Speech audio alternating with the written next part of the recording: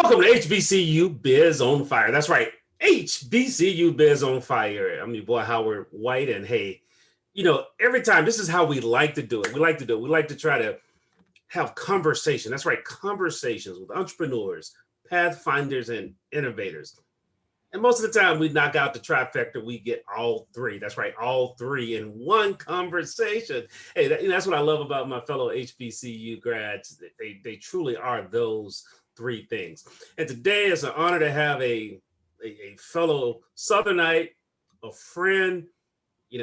Gosh, I mean, there are so many words I could use to describe him. Most of them are PG or below. Hey, I want to welcome Byron Riley to the show today. Byron, how you doing, man? Doing wonderful, man. Thank you for having me. That's the toughest part when you have friends on the show. I think about Larry King. He said a lot of times he wouldn't read the book that didn't want to know about folks because that way he can truly lean in and be in the conversation without thinking he'd know what they are. But unfortunately, we know a whole lot about each other that we can't say. So we'll keep it to the part that we can say today as we share. One of the things I want to take it back. Hey, you're a guy from H-Town. That's right, Houston, Texas. For those who don't know what H-Town means, the capital of the third coast, as we like to say down south.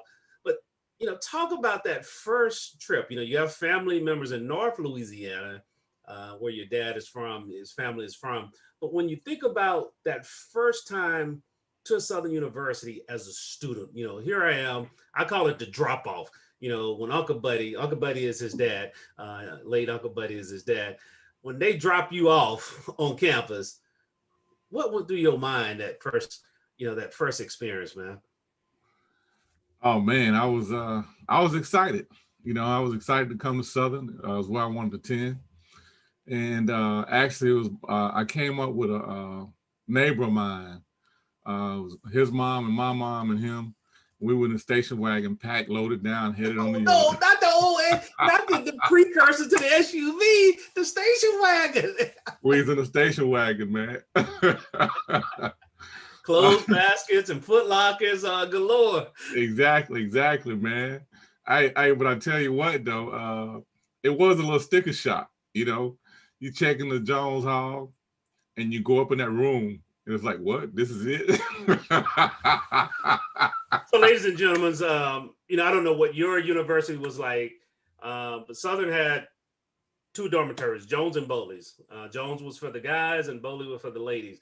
And literally, you had a twin bed and you could reach and touch your closet and touch the wall. That's right. Exactly. If I spread my arms all the way out, that's about how wide it was. Exactly. Hey, and the closet space probably about that wide, you know what I mean? Definitely. With a full closet, So, but Byron, I think about something. Get over it. We had some, you talk about ingenuity. I actually had my beds up on risers so I could put stuff under my bed. So I had like a chest of drawer under my bed. See, I didn't think about that one. Hey, see, you was a gifted engineer at a young age. You just had to figure it out. But, as you think about that, you're going back to that experience, think about that one time as you typically you have the registration, but now you have to go to class and you begin to meet professors and you begin to meet other people who said they're going to major in the same thing. Talk about one of those experiences that really you draw from today. So it's interesting. I was sharing this with another classmate the other day. I never forget. Was in the class and I was having problems, in the class keeping up. And I looked over and I saw a classmate on how they were structuring their notes. I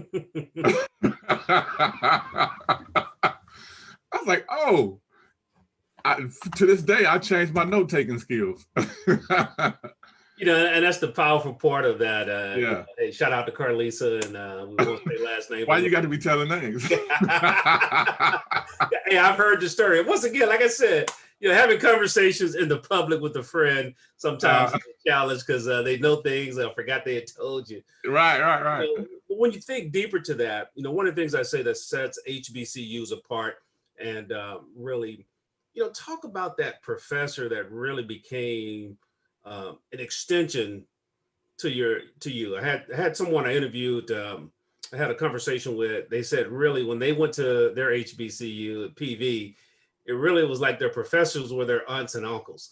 Because that's how they treated you, and wouldn't let you get away with stuff. Be on top of you when you didn't show up at class like you were supposed to. Exactly. Talk about one of those professors that went beyond and really put their arms around you. One that sticks out was Miss Hollins in the accounting department. She, professors would have office times, but really it was, if the door was open, I could pop my head in. Another one was Dr. Burkett.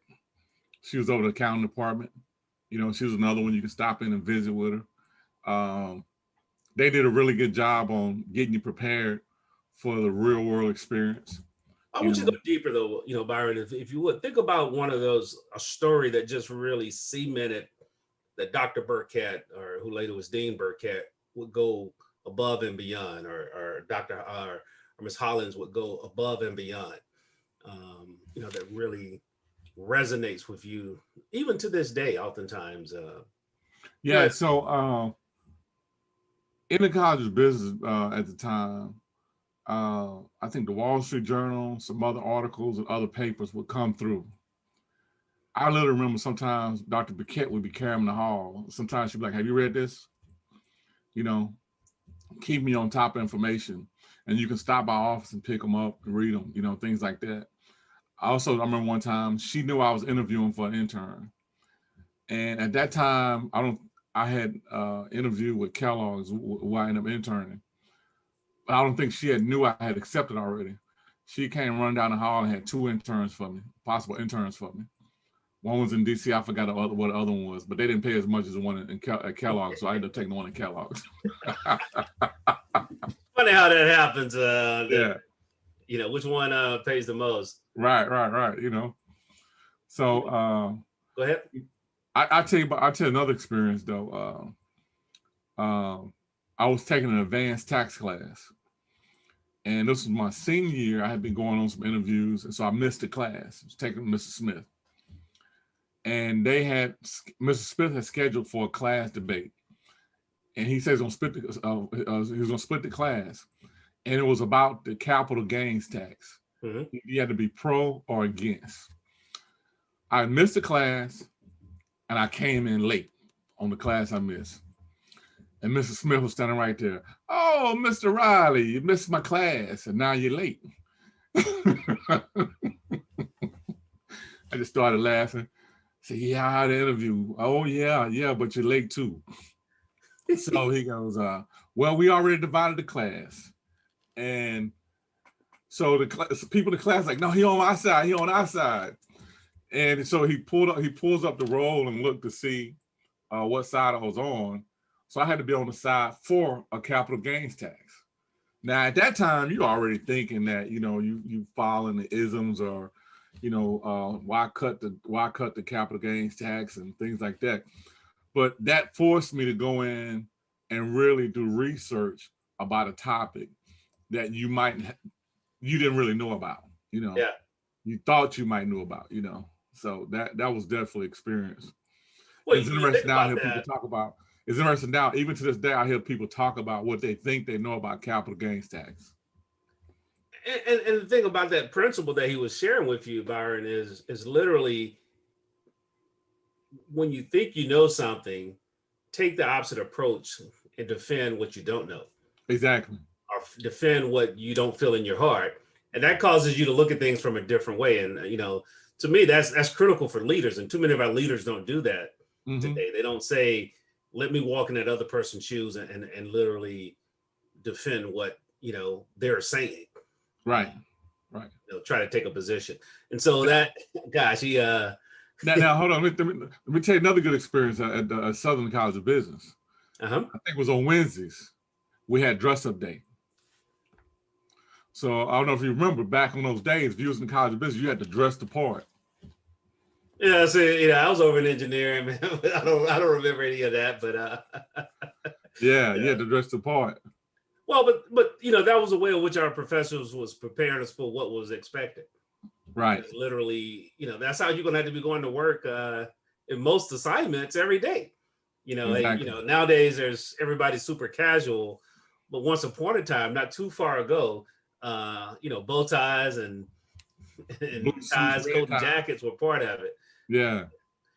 So as you think through that though, you really think, I talked about that drop-off day and then all the way to graduation. What do you think the biggest change in Byron was through your matriculation at Southern University? Oh man, definitely improved study habits. I learned how to take notes, y'all. Yeah, exactly. I mean, I didn't make the dean's list until like my junior year, so I was taking another experience. So, I didn't want to work coming out of high school. I'd already done the whole work experience thing, so I knew what that was about. So I was getting these 2 7s. And one day, Uncle Buddy come to me. He say, son, this is all you're going to do. You can come home and do that. And now remember, Uncle Buddy is his dad, and that's a whole nother story. We'll talk about that in the second segment. So make sure you stay. So after that, the grades took off, and I never forget. I was sitting in an interview one time. An interview, he looked at my transcript. He was flipping through the pages. He said, "Man, what happened? You got serious here toward the end."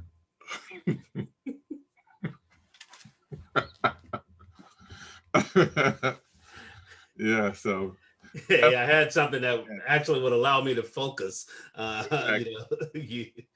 That they had motivation. Exactly, that motivation. So as you think about this, and a lot of times people say, as we wrap this up here, a lot of times people say that the education at HBCUs are often inferior. How would you respond to that statement? Simple. So here's what I'll tell you. Back when I took the CPA exam, everybody took the exact same exam on the exact day at the exact time nationwide. They didn't have a different room based on the GPA, a different room based on what college you went to. In Houston, you'd go to the Georgia Brown, that room be full. So whether you went to UT, Texas Southern, everybody took the exact same exam on the exact day. And so, right now, as a CPA, no one ever calls me and say, "Oh, did you get the CPA from Southern? Did you get it from here?" 2 + 2 is 4, no matter what part of the world you're in. So that being said, I don't stack it up against anybody. No, I mean, you framed that perfectly, Matt. I mean, the principles are there, and our teachers make sure that we got the education. I often tell people, and I can remember interviewing someone who was comparing my education to a school across town. And I said, well, oftentimes we had inferior equipment, but our professors make us fix the equipment, then do the work. Right. Then had to report on it. So I said, actually, you get the technician and the engineer when you hire me. Exactly. I still had to do the engineering work. And so you think about that it really, the technical side is the same. It is. It's that experiment in an environment that takes you from boys to men, from girls to ladies, in a nurturing way. Not in a way that you're scarred, or a way that you feel like, man, I don't enjoy this, because I think we enjoyed it too much. Right. At times. Exactly. Hey guys, you hear us laughing here on HBCUbiz. It's because Byron and I met in college, and I'm from Mississippi. He's from Houston, Texas. And so literally we had a chance to meet one summer, hanging out, both in summer school, not necessarily because we had to be there. I thought it was extended study hour. Was it hanging out? Yeah, that's what it was. It was extended study hour. It was evaluating what I had gone through that day. Right, exactly. Our reflection. No, man, but it was a lot of fun when we think back to it. As I tell students all the time, college is the only place you could be broke and have fun as an adult. So right. Get through it, but don't rush it. Okay, that's right. Get through it, but don't rush it, and that is something that's real powerful. So Byron, as we think back to graduation, when we come back in the next segment, we're going to talk about those years afterwards, because, hey, you have the drop off, you have the graduation, and then you have the launch. When now that Uncle Buddy's, you got that degree, he expecting you to truly be standing on your own. Because I remember your dad and what he would say. So stay tuned. We'll be right back with conversations on HBCU Biz on Fire. Hey, welcome back to HBCU Biz on Fire. I'm excited about having a chance to interview a friend, an entrepreneur, a pathfinder, difference maker in our community, Mr. Byron Riley, CPA. I left that off at the beginning, guys. Forgive me. I get penalized for those titles sometimes because I was too lazy to go get my own. But okay, that's a different story. But Byron, as we talked about graduating, man, talk about graduation day and what that meant to your family, man. Graduation day, 1990. It was exciting, man. My mom and dad came up. It was just, I remember that whole week, man. Finished my exams early, and me and another buddy seemed like we had a few days. The only thing we had to do was hang out, play basketball every day. So it was a great time. I remember. I don't think it's as much the graduation day as it was the process of getting there. You know what I mean? No, explain that. I mean, because because a lot of times people look at the date. I only remember one thing about my day, graduation day, really, and that was my granddad crying. Yeah, that was the thing I remembered the most about it. The frat hymn, all the other stuff, hanging with the bros. That was vaguely a vague memory, but I remember that with my dad. But talk about that process piece that you were saying. Well, see, graduation day was on the 11th. My birthday was on the 10th. Okay. And so my parents came to town. We went out to dinner the night before. I remember that, And of course, the day after we had graduation, friends were there. But I think leading up to it, there were two things that I held off until the very last minute to do. So at Southern, you had to take a writing comprehensive. I don't know if you remember that. You had to do the writing comprehensive part. Remember that? We were exempt from that. Nah, not me. I was. I'm saying engineers, we didn't have to do that. Yeah. And then you had a departmental comprehensive exam.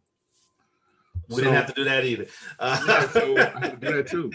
Now, departmental comprehensive exam was no problem. But at that time, I hated writing. When I say hate it. And I waited till the last minute to do it, but I think in the back of my mind was like a fear, And I remember taking it and passing it, and then, but prior to that, it's just the whole process of the challenge of interviewing, going on the different interviews and finally getting a job. And speaking of that, the job I had to offer from wasn't from the ones that interviewed on campus. It was through a Southern alumni, a friend who had graduated and gave his manager my resume. And so when you think about that, as you went out and you went back to Houston, working in your area, talk about walking in, feeling prepared, unprepared. What was that feeling as you walked into those offices in that environment? I felt prepared, there never was a time I did not feel prepared. My biggest challenge was it something I'm really going to like? Coming from, a background where I had worked for my dad growing up, and so I think going into that corporate environment was definitely something different for me. I wasn't used to it. And so I had to kind of learn some things along the way, So I was never concerned about could I do it. I was more concerned about, is this where I really wanted to be? As you talk about, I think that is the one thing. But as you were in that, oftentimes you're in places you fully didn't want to be there. What did you do to maximize that opportunity, to maximize that experience? So fortunately, one of the first assignments I had at the bank was they had took over what that time was called the Resolution Trust Corporation, which is a federal deal that came in and managed failed savings and loans banks. I won't get too technical, but so mainly it was like I was working for a real estate bank. Okay. That was really good because I had an interest in real estate. My dad had invested in real estate. And so that was real interesting for me to be able to see real estate on another side. And it really opened my eyes. For example, prior to that, I had never thought much about landscaping, no more than what people do in cutting yards. But when you start sending an invoice for a landscaper, 15, 20 grand, you think differently about it. Man, that's a whole bunch more than a push mower and a weed eater, exactly. weed whacker. Exactly. You know, so it opened my eyes to see how, you know, you're in a small business. And you got to think back, this was in 1990. Technology was different for small business owners, access to certain information. So it's kind of like you get to go in to take a front seat view to see how other businesses operate, not just your. So it wasn't just the bank I was seeing. The bank would send us out on property management audits.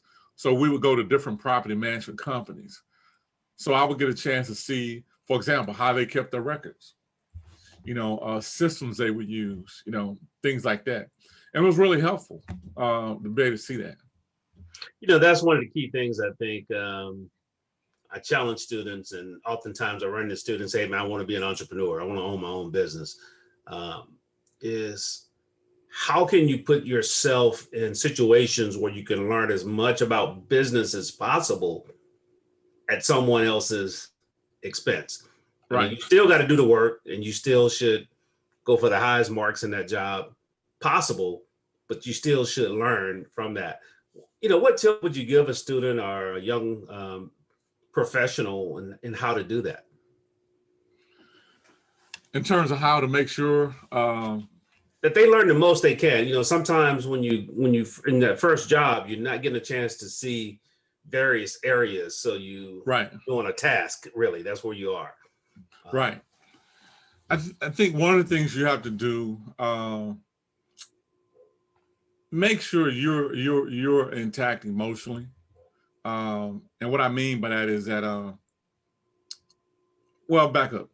Make sure you have your goals clearly defined about what it is you want to accomplish and what you're expecting from the job. And when you define your goals, also too, it'll keep you alert to other opportunities or other conversations or topics that might come up that might be in line with your goals. Yeah. Whether it's something you're doing on the job or not. The other thing is too is that I was fortunate enough early on to connect with some mentors in the business and outside of business. So back up to the college days, at homecoming, alumni would come back and speak. One of the people I met during that time, I'm still real good friends with until this day. Another connection I made from Southern is a gentleman my mother served on the board with at church early on in my career. I'm still friends with him to this day. So, and as well as another friend I met through NABA early on in my career, I'm still friends with to this day. So I had 3 people right here in Houston, 3 African-American men. One's a CPA, one's a CPA attorney. One had high-level executive experience, and he's a kind of like a controller today. And so I had a good relationship with those gentlemen along the way. And each time in my career, if I was dealing with something, even as an entrepreneur, dealing with something or dealing with someone on the job, I've been able to talk to them, you know, over time. So that was really helpful too, because sometimes it's not so much the what you end up, it's more about who you're dealing with and how you deal with that who. You know, I love that, the who and the how, and I often tell people, if you look at that word who and how, they have the same letters. It's just exactly. You know, a lot of times people don't think about it from that. So, you know, how do you transpose the who, you know, to figure out the how? And so, but you talked about something that I want to point out, and that's reaching back. You know, so you talked about you connecting with a graduate who was a generation ahead of you, doing homecoming, doing a conversation when you were on campus. Now, fast forward, you're doing the same with students as you get a chance to go back and influence those students. So here's what's the power of that. So here's what's interesting. One of them, when I reached out to him, I was literally walking down the street from one bank office to the other bank office, and I saw him and stopped him. Walking down the street downtown Houston, you know, hey. Right. Houston ain't no small city. They like right, you know, down Main Street Prentice. I'll never forget that day. I was walking toward from the NCNB building to the InterFirst building and stopped him, you know, and we connected and been connected ever since. And so if you're listening, you know, as a student, find ways to stay connected to those individuals that you meet. You know, if you're an alumnus, you're in that place and you've arrived, and, you know, find ways to reach back. And so I think both doing that will make a huge difference. You know, talk about how did you transition from corporate into your own business as a CPA, and, you know, share a little bit about that Uncle Buddy's journey. So ladies and gentlemen, I want to set this preference. Uncle Buddy is his dad and Miss Betty is his mom. Okay. And the first time I met both, I'm like, okay, man, I thought you were going to introduce me to your dad. It is Uncle Buddy. I thought I was going to introduce you to their mom. That was Miss Betty. You just met her. I'm like, come on, man. That's right. That's right. Mom. But, you know, talk about that transition, if you would. All right. Man, I forgot to put my phone on mute. Sorry about that.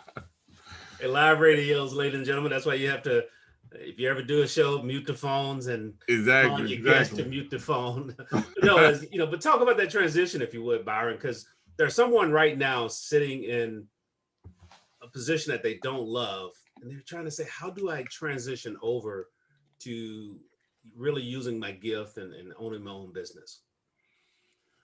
For me, how the transition happened was I had passed the CPA exam, and I was working at a place, and I thought I should have got promoted. And I found that they promoted someone else who hadn't passed the complete exam yet. I think he finally passed part. And my experience at the time, I thought, was more than what he was doing. And so it was partly frustration, but I also felt like it just really wasn't a career path that was going to work for me long term. So I had been talking to my father already about coming to work for him, and we talked, and I asked I started asking myself some questions. Would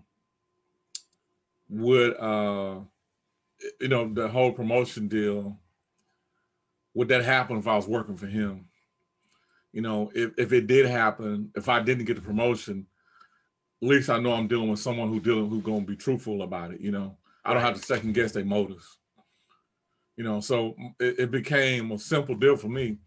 Well, if I'm gonna take that here, I might as well go take it from my dad. I don't have to deal with I don't have to second guess the motives. You see what I'm saying? I always felt like going to work for my father, I knew we would disagree. If I disagree with him, I knew it was a disagreement. I didn't have to worry about, was it because of this? Was it because of that? I knew it was going to be a disagreement, and that's that. You know what I mean? I can deal with that. I can deal with the disagreement, or you not liking something.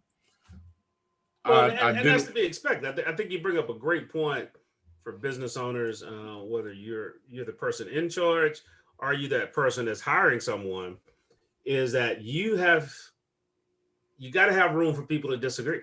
Right. And you got to be comfortable with people disagreeing with you. But if I hear you correctly, what you're saying is that I'm okay with the disagreement, but I don't want the disinterest or the disrespect. The disrespect. Right. And so as you think about that, is a person looking to make that transition, you've asked a question about the goals. What is it that I really want? If you look back at the journey now, would you have done anything different? The journey, yes, I probably would have done some things differently. Knowing what I know now, even when I was working in corporate America, I probably would have had the side hustle going all along. I think that the bigger cushion you can have when you jump into entrepreneurship, the better off you are. One of the biggest challenges I think I see most entrepreneurs when they transition, they try to replace that salary too early and don't build up enough on the side to make sure the business is sustainable for an extended period of time without having to draw from the salary and without properly accounting for what their household or personal expenditures may need. Yeah. So take for example, you say someone might be watching this. Let's take two different scenarios. That's someone who might be right now, say, late 20s, early 30s. Maybe they're married, not married, no kids, compared to someone in their 40s or 50s with kids. Well, those household requirements are totally different for each one. And how soon they can lean on the business is different. Right. Also, too, another component is understanding what is the real ramp up time for your business. You know, if you're dealing with, for example, like I come from the car business. The ramp up time break even point for a car lot, an independent car dealer, even if he's doing in-house financing or outside financing, is different. So, like for me being a CPA, service-based business, the capital requirements different, what it takes is different, you know. And so understanding the requirements of your business, making that transition plays a big part, you know, and it helps release some stress as well. You know, and that's the key thing. I think what you just said was prepare for it, you know, and so, but started preparing before you decide to leave. You know, I was similar boat. I didn't prepare. You have to get the parachute before you jump, and you have to check the parachute, make sure everything working right. Yeah, you should do that. Yeah. I can't say I did, but looking back, that's one thing I would have changed. Fortunately, there was a lake that I landed in that caused me to swim a lot longer than I should have. I should have hit the ground running. And so, you know, but as we wrap up here, Byron, I wanted to ask you this here, if you would, just share, if you could talk to a graduating senior today, what advice would you give them as they launch out into their career? I'm gonna share this with you. My grandfather was 101 when he died. And I think he was probably in his mid to late 90s. Went to go visit one time. At that time, my grandmother passed, my dad had passed. I think I might went up there for Father's Day. Mm-hmm. Obama, matter of fact, this was before Barack Obama was President Obama was on the scene. He wasn't president yet. So the inclination of a black man being president wasn't around, you know, at that time. It hadn't been cemented in yet, you know what I mean? Right. Mm-hmm. So I never forget. We was in his bedroom. He has this lazy boy in his bedroom, right? You know. So I said, Granddaddy, I said, you know, if you was my age, now let me give you some background. He was a sharecropper, became his own farmer, his own businessman, bought 120 acres, raised his family on it. You know, that was a great achievement. You know, so he was, you know, in the same vein like my dad, entrepreneurship, doing his own thing. I never forget. I said, Granddad, I said, if you was my age, what's one thing you do? What do you think you would do? Never forget. He wore these dentures, and the one of the dentures had a gold tooth on it. He ran back in the lazy boy. He said, I tell you, boy, if I was a young man today, wouldn't be nothing I couldn't do. So that has stuck with me, resonated with me. And, you know, for any young man, me included,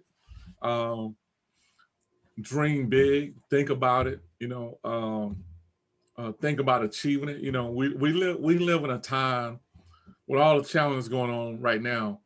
even for us at our age, we have to be mindful of what's happening right now in front of us. Think about this here.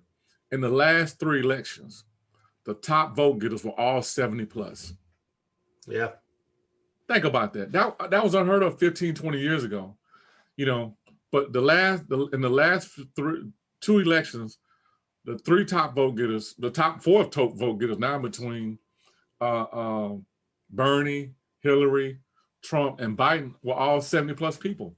So what does that say about us? If you're 50 something right now, as well as for a young person. So dream big, think big, make sure you put in a work plan. How a good work ethic goes a long way, and learn to discipline yourself. Be disciplined with your finances. Be disciplined with your health. Make sure you stay on a steady growth plan where you're always reading. Choose your friends wisely. You know, be very selective about who your friends are and who you're able to share your dreams with. So those are a few things I would share with someone young, graduating. No, I mean, that's some great information. And as we, continue down this journey, you're going to hear more from Byron. We'll be connecting back with him later in the year, and he'll be part of our HBCUbiz community and family. So you're able to connect with them at a deeper level and really understand what you should be doing from that standpoint as a business owner. So I challenge you to think about it from that. So Byron, as we close out, any last words you would like to share, and how can people connect with you? That's the most important thing right now. How can people connect with you?